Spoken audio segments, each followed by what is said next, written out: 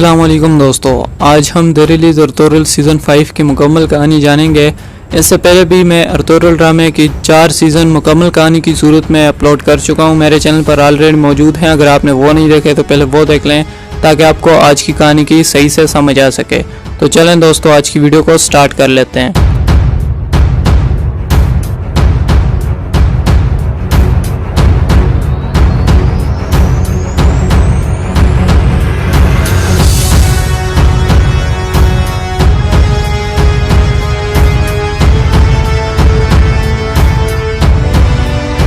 तो season 5 Ertugrul season 4 के ख़त्म होने के बाद 10 साल के बाद शुरू होता है।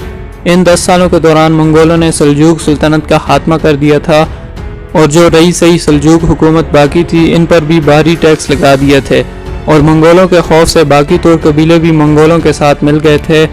दोस्तों, ये तो पस मंज़र था। अब आते हैं ड्रामे की तरफ। जब ड्रामा शुरू होता है तो अर्तुगरुल का बेटा उस्मान, जो कि अब काफ़ी बड़ा हो चुका होता है, जख्मी हालत में कबीले लाया जाता है। उस्मान को कबीले में लाने वाली खातून का नाम एलबिल्जे खातून होता है, जिसका ताल्लुक उमरू गुलारी ख़ानदान से होता है और वो अर्तुगरुल को आगाह करती है कि कैसे रास्ते में उस्मान ने दुश्मनों से लड़ते हुए कई बेगुनाहों की जान बचाई और खुद जख्मी हो गया।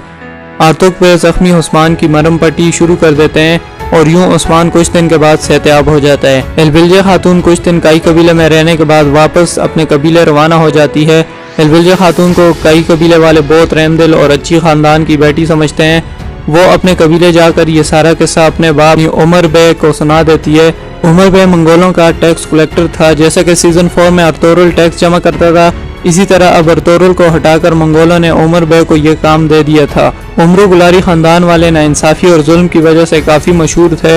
इनके पास रहने का कोई ठिकाना नहीं था, इसलिए वो लोग सीधा कई कबीले में आकर रहने का फैसला करते हैं। उस्मान ने जिन दुश्मनों पर हमला किया था वो दरअसल ड्रेगोस के आदमी थे।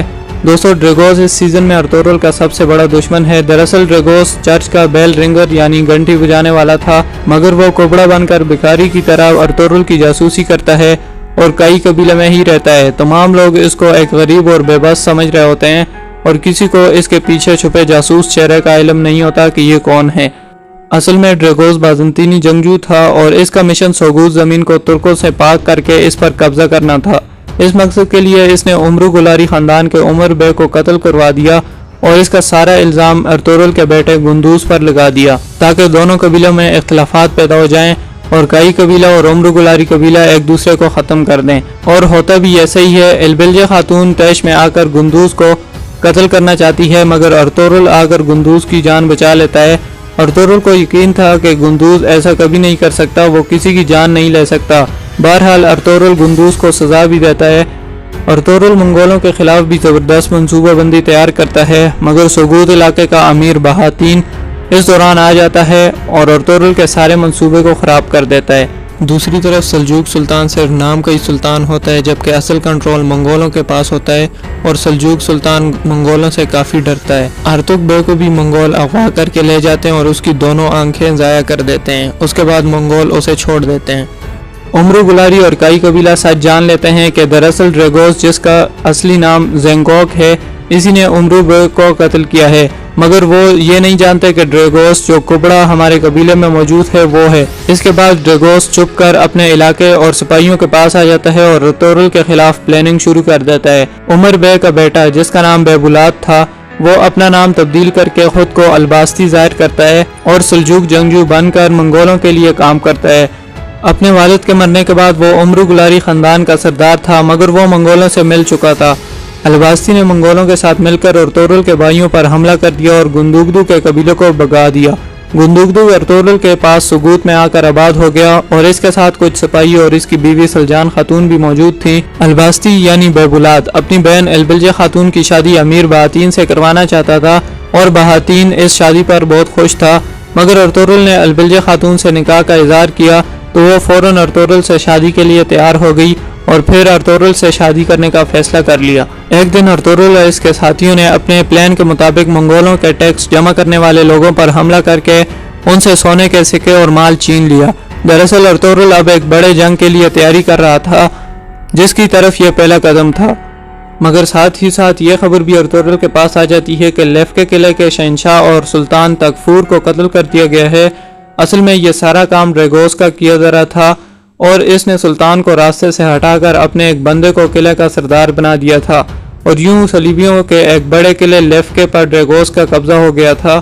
ڈریگوس کے متعلق ساری معلومات کہ وہ کون ہے، اس کا اصل نام، حسب نسب، سب کچھ ایک لاکٹ میں موجود تھا۔ اسی لیے جب وہ لاکٹ سلطان تکفور تک پہنچا تو ڈریگوس نے اس کو قتل کروا دیا۔ ارطغرل جب ٹیکس کلیکٹرز پر حملہ کرتا ہے تو اس سے منگولوں میں شدید غم و غصہ پیدا ہوتا ہے، جس کے بعد منگولوں کا سربراہ ہلاکو خان اپنے 2 ظالم کمانڈروں کو کائی قبیلے کی طرف بھیجتا ہے۔ ان میں ایک کمانڈر ایلنچیک اور دوسرا سبوتائے ہوتا ہے۔ ہلاکو خان ان کو حکم دیتا ہے کہ کائی قبیلے کو ہمیشہ کے لیے ختم کر دو یا قید کر دو تاکہ دوبارہ ان میں منگولوں پر حملہ کرنے کی ہمت نہ ہو۔ وہ ایسے ہی کرتے ہیں اور تمام قبیلے والوں کو یرغمال بنا لیتے ہیں۔ ارطغرل کے بیٹے عثمان کو پکڑ کر ارطغرل سے کہتے ہیں کہ یا تو ہتھیار پھینک دو یا ہم عثمان کو قتل کر دیں گے۔ ارطغرل ان تمام شرائط سے انکار کر دیتا ہے اور وہاں خون ریز جنگ ہوتی ہے اور منگولوں کو مار بھگا دیتا ہے ارطغرل۔ اس دوران ارطغرل کی مدد منگولوں کے خلاف ڈریگوس کرتا ہے، اس لیے ارطغرل ڈریگوس سے اتحاد کر لیتا ہے، مگر ابھی تک ارطغرل کو معلوم نہیں تھا کہ ڈریگوس دراصل کون ہے۔ اس مقصد کے لیے ارطغرل البلگے خاتون کو یہ ذمہ داری سونپتا ہے کہ وہ پتہ کروائے کہ ڈریگوس اصل میں کون ہے۔ عمرو گلاری اور کائی قبیلے میں منگول بیبولات کو سردار بنا دیتے ہیں زبردستی۔ سرما خاتون جو کہ منگولوں سے ملی ہوئی ہوتی ہے، اس کو عورتوں کا سردار بنا دیا جاتا ہے۔ اسی دوران سلجان خاتون کا بیٹا سلیمان بلاد کی قید میں ہوتا ہے اور البلجہ خاتون بڑی ہوشیاری سے اسے آزاد کروا کر قبیلے روانہ کر دیتی ہے۔ ایک موقع پر ارطغرل کا بھائی گندوگدو منگول کمانڈر ایلنچیک کے پاس گرفتار ہو جاتا ہے اور ایلنچیک پر راستے میں کچھ لوگ حملہ کرتے ہیں، مگر ارطغرل ایلنچیک کی جان بچا لیتا ہے اور ایلنچیک سے کہتا ہے کہ میں تمہارے سب سے بڑے دشمن یعنی برقع خان کا تمہیں بتاؤں گا، مگر اس کے بدلے میں تمہیں گندوگدو کو رہا کرنا پڑے گا۔ چنانچہ ایسے ہی ہوتا ہے اور ارطغرل کا بھائی گندوگدو قبیلے واپس آ جاتا ہے۔ ایک طرف تو ارطغرل کمانڈر ایلنچیک کا بھرپور اعتماد حاصل کرتا ہے، جبکہ دوسری طرف دوسرا منگول کمانڈر سبوتائے ارطغرل کی چال میں پھنس جاتا ہے اور بالآخر قتل ہو جاتا ہے۔ نہ صرف منگول کمانڈر سبوتائے قتل ہوتا ہے بلکہ اس کے کئی سپاہی اور ینال جو کہ بیبولات کا خاص سپاہی تھا وہ بھی مارا جاتا ہے۔ ارطغرل قبیلے واپس آ کر تمام عمرو گلاری کے سپاہیوں کو قبیلے سے نکال دیتا ہے اور ان کے قبیلے کے سارے جھنڈے بھی ہٹا دیے جاتے ہیں کیونکہ وہ سارے کے سارے غدار تھے۔ ارطغرل کے اس رویے پر بیبولات شدید غصے میں آ جاتا ہے اور گندوگدو کے بیٹے سلیمان کو اغوا کرنے کے بعد قتل کر دیتا ہے۔ ایلنچیک بھی مرجان کو اغوا کر کے لے کر جا رہا ہوتا ہے کیونکہ اسے شک ہوتا ہے کہ مرجان ایک جاسوس ہے۔ کمانڈر ایلنچیک اس پر شدید تشدد کرتا ہے مگر ارطغرل آ کر اس کی جان بچا لیتا ہے۔ ایلنچیک کے ساتھ شدید لڑائی کرتے ہوئے ارطغرل اور اس کے سپاہی چاروں طرف سے گھیر لیے جاتے ہیں، مگر ارطغرل کافی مقابلے کے بعد خود کو ایلنچیک سے آزاد کروا لیتا ہے۔ اس لڑائی میں بامسی کافی دیر سے آتا ہے جس کی وجہ سے ایلنچیک گندوگدو کو زخمی کر کے بھاگ جاتا ہے۔ ارطغرل بامسی کی اس حرکت پر اسے کائی قبیلے کے بڑے سپاہی کے عہدے سے ہٹا دیتا ہے اور عبدالرحمن کو اس کی جگہ کئی سپاہیوں کا ہیڈ بنا دیتا ہے۔ بامسی کو اپنی غلطی پر شرمندگی ہوتی ہے اور وہ ارطغرل سے کئی بار معافی بھی مانگتا ہے۔ بیبولات بھی آئے دن کائی قبیلے میں لوگوں کو لڑوا رہا ہوتا ہے اور اب وہ سرما خاتون سے کہہ کر سلجان خاتون اور حفصہ خاتون کے درمیان اختلافات پیدا کر دیتا ہے جس سے ان میں کافی لڑائی اور بحث و مباحثہ بھی ہوتا ہے۔ دوستو ڈریگوس بھی کافی حربے آزماتا ہے کہ کسی طرح کائی قبیلے کو ختم کر دیا جائے مگر اس کے بنائے گئے ہر منصوبے پر ارطغرل پانی پھیر دیتا ہے۔ اب ڈریگوس بیبولات سے ملتا ہے اور اسے کہتا ہے کہ ارطغرل کو ختم کرنے کا وقت آ چکا ہے، اس لیے ہمیں متحد ہو کر اس کے خلاف لڑنا چاہیے۔ ارطغرل بھی لیف کے قلعے کے کمانڈر یورینس کے ساتھ مل کر ایلنچیک تک پہنچ جاتا ہے اور کمانڈر ایلنچیک کو پکڑ کر اس سے الباستی کے متعلق پوچھتا ہے کہ الباستی کون ہے اور اس کا ٹھکانہ کہاں ہے۔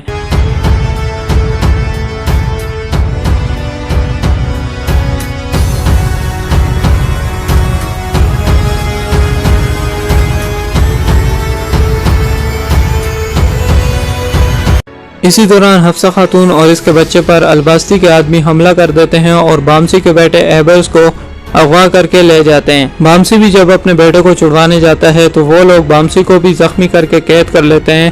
بامسی اس کے بعد ڈریگوس کے حوالے کر دیا جاتا ہے جہاں ارطغرل آ کر بامسی کو آزاد کرتا ہے اور اسی موقع پر کمانڈر ایلنچیک کو بھی موت کے گھاٹ اتار دیا جاتا ہے۔ اس طرح منگولوں کے دونوں کمانڈر یعنی ایلنچیک اور سبوتائے ارطغرل کے ہاتھوں قتل ہو جاتے ہیں۔ اس کے بعد ارطغرل یورینس کے پاس آ کر ڈریگوس کے متعلق معلومات جاننے کی کوشش کرتا ہے ارطغرل بالآخر ڈریگوس کے متعلق جان لیتا ہے کہ وہ کون ہے۔ بڑی بہادری سے ارطغرل ڈریگوس یعنی زنگوک کو قید کر لیتا ہے، مگر کچھ وقت کے بعد بیبولات آ کر ڈریگوس کو ارطغرل سے چھڑوانے میں مدد کی پیشکش کرتا ہے اور کہتا ہے کہ میں تمہیں ارطغرل کی قید سے جلد آزاد کروا دوں گا، مگر ارطغرل بیبولات کے تمام منصوبوں کو خاک میں ملا دیتا ہے جب وہ ڈریگوس کا سر اپنی تلوار سے اڑا دیتا ہے۔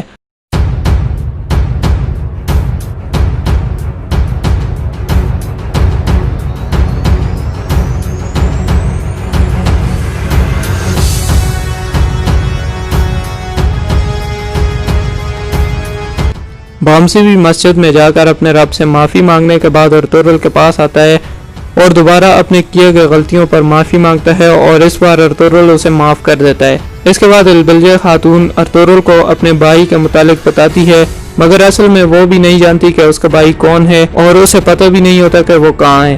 جیسے میں نے آپ کو پہلے ہی بتا دیا ہے کہ البلجہ خاتون کا بھائی بیبولات ہی ہوتا ہے، مگر اس نے اپنا نام الباسی رکھا ہوتا ہے، اسی لیے کوئی نہیں جانتا کہ یہ شخص البلجہ خاتون کا بھائی ہو سکتا ہے۔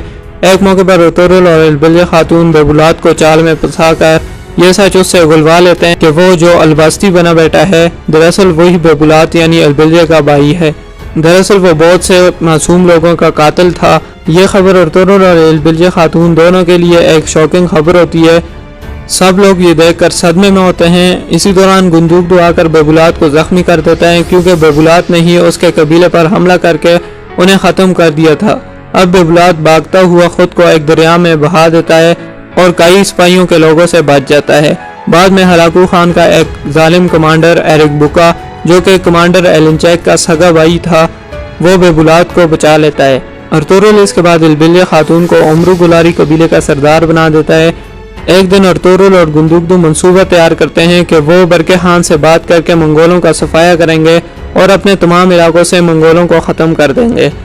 دوستو برقع خان کے بارے میں آپ کو بتاتا چلوں کہ پہلے برقع خان منگول ہی تھا،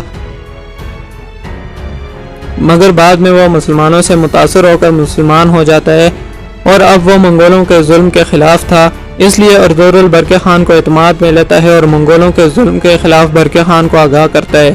ارطغرل منصوبے کے مطابق برقع خان سے ملاقات کی جگہ اور وقت لے لیتا ہے، جبکہ منگول کمانڈر ایرک بوکا کو بھی اس بات کی خبر ہو جاتی ہے۔ وہ راستے میں ارطغرل پر اپنے سپاہیوں اور بیبولات کے ذریعے حملہ کروا دیتا ہے۔ ایک طرف منگول اور بیبولات جبکہ دوسری طرف ارطغرل اور اس کے سپاہی ہوتے ہیں، ان میں خوب جنگ ہوتی ہے۔ اسی دوران ایرک بوکا کے پاس یہ خبر بھی پہنچتی ہے کہ گندوکدو اس کا تعاقب کر رہا ہے اور اس کے خلاف منصوبہ تیار کر رہا ہے۔ وہ جلدی جنگ کرتا ہے اور لڑائی کے دوران ارطغرل کو گرفتار کر کے بیبولات کے حوالے کر دیتا ہے۔ بیبولات خوشی ارطغرل کو ایک خفیہ غار کی طرف لے جا رہا ہوتا ہے کہ راستے میں البلجہ خاتون اور عبدالرحمن نمودار ہوتے ہیں اور ارطغرل بیبولات سے جان چھڑا کر بیبولات کو قتل کر دیتا ہے اور البلجہ خاتون کو حکم دیتا ہے کہ اس کی لاش کو قبیلے لے جایا جائے۔ ادھر ارطغرل کے سپاہی ایرک بوکا کے ساتھ جنگ میں مصروف رہتے ہیں۔ جنگ میں ایرک بوکا ارطغرل کے سپاہی مرجان اور دمرل کو شہید کر دیتا ہے اور میدان سے فرار ہو جاتا ہے۔ ترگت بھی اس لڑائی میں کافی زخمی ہوتا ہے اور ایرک بوکا کے فرار ہونے کے بعد گندوکدو بھی وہاں آ جاتا ہے۔ گندوکدو اپنے سپاہی ملک شاہ کو حکم دیتا ہے کہ ترگت کو قبیلے لے جاؤ اور وہاں اس کی مرم پٹی شروع کر دو۔ اس کے بعد گندوکدو اور ارطغرل کے سپاہی ارطغرل کو تلاش کرنے میں لگ جاتے ہیں۔ گندوکدو پر راستے میں ایرک بوکا حملہ کروا دیتا ہے اور گندوکدو بری طرح زخمی ہو جاتا ہے۔ اسی دوران ارطغرل بھی آ جاتا ہے اور وہ گندوکدو کو بچا لیتا ہے، جبکہ ارطغرل کو دیکھ کر ایرک بوکا وہاں سے بھاگ جاتا ہے۔ اس کے بعد ارطغرل اور باقی لوگ قبیلے واپس آ جاتے ہیں اور البلجہ خاتون اپنے بھائی بیبولات کی لاش سرما خاتون کو دکھاتی ہے اور سرما خاتون کو غداری کے جرم میں سزا بھی سنا دیتی ہے۔ اب ترگت اور گندوکدو صحتیاب ہو جاتے ہیں اور کافی عرصے کے بعد کئی قبیلے میں امن و سکون قائم ہو جاتا ہے، مگر ارطغرل کو ایرک بوکا کے ٹھکانے کے بارے میں معلوم کرنا ہوتا ہے کیونکہ ایرک بوکا کبھی بھی کئی قبیلے کے امن کو خراب کر سکتا تھا۔ اس دوران ارتک بے سفید داڑھی والے لوگوں سے خفیہ پیغام ارطغرل تک پہنچاتا ہے کہ سفید داڑھی والے اناتولیہ کی طرف برقع خان کے حوالے سے کافی پریشان ہے کیونکہ برقع خان کے آس پاس ایک منگول کمانڈر اور جاسوس موجود ہے جو کسی بھی وقت برقع خان پر حملہ کر کے اس کی جان لے سکتا ہے، اس لیے ضروری ہے کہ پہلے اسے ختم کیا جائے۔ انہوں نے یہ بھی بتایا کہ وہ جلد ارطغرل سے ملنے کے خواہشمند ہے۔ ادھر قبیلے میں سرما خاتون کی سزا معاف ہو جاتی ہے اور قبیلے میں موجود تاسکن بے اس سے شادی کا اظہار کرتا ہے۔ سرما خاتون بڑی ہوشیاری سے البلجہ خاتون کی جگہ لینا چاہتی ہے وہ تمام قبیلے کے سرداروں کو بلا کر خود کو قبیلے کا سردار نامزد کرنا چاہتی ہے۔ اس سلسلے میں تاسکن بے بھی اس کی کافی مدد کرتا ہے۔ گندوز، گنگوت اور بامسی کاروان سرائے کا گات لگا کر منگول جاسوس کے بارے میں جاننے کی کوشش کرتے ہیں۔ جب ٹیکس جمع کرنے کی باری آتی ہے تو ارطغرل اپنی جگہ ترگت اور گندوگدو کو بھیج دیتا ہے۔ راستے میں کمانڈر ایرکبورا ان پر حملہ کر دیتا ہے اور ان کے پاس سے سونا چھین لیتا ہے۔ ارطغرل چاہتا تھا کہ کسی طرح ایرکبورا تک پہنچ کر اس سے منگول جاسوس کے بارے میں معلومات حاصل کی جائیں۔ اس دوران ارطغرل کئی بار ایرکبوکا اور اس کے سپاہیوں کو تلاش کرنے کے لیے جاتا ہے، مگر ہر بار ایرکبوکا چھپ جاتا ہے۔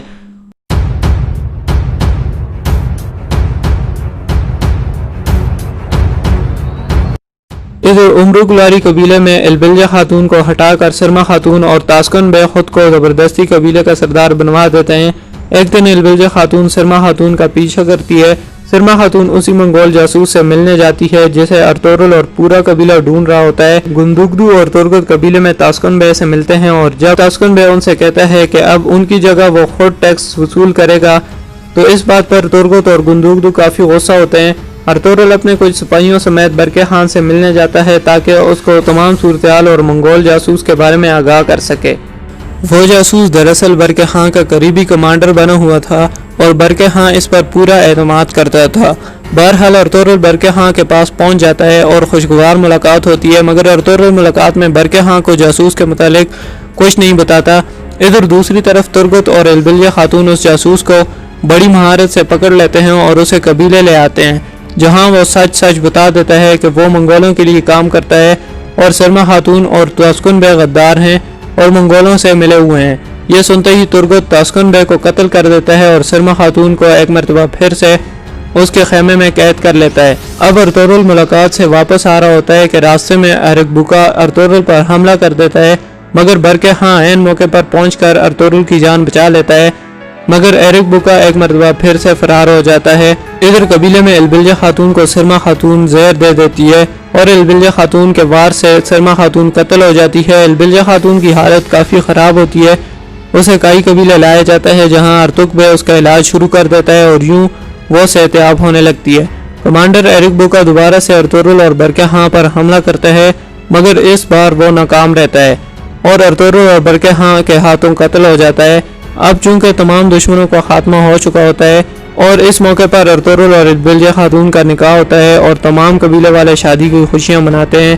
آخر میں ارطغرل اور اس کے ساتھی گھوڑوں پر سوار ہو کر ایک بڑی جنگ کے لیے نکل جاتے ہیں اور عثمان اپنے دادا سلیمان شاہ کی تلوار اٹھا کر کہتا ہے کہ اب وہ اس تلوار زمین اور کئی جھنڈے کو پوری دنیا تک پھیلا دے گا، اور واقعی میں اس نے ایسا کیا بھی، جس کے نتیجے میں سلطنت عثمانیہ وجود میں آئی۔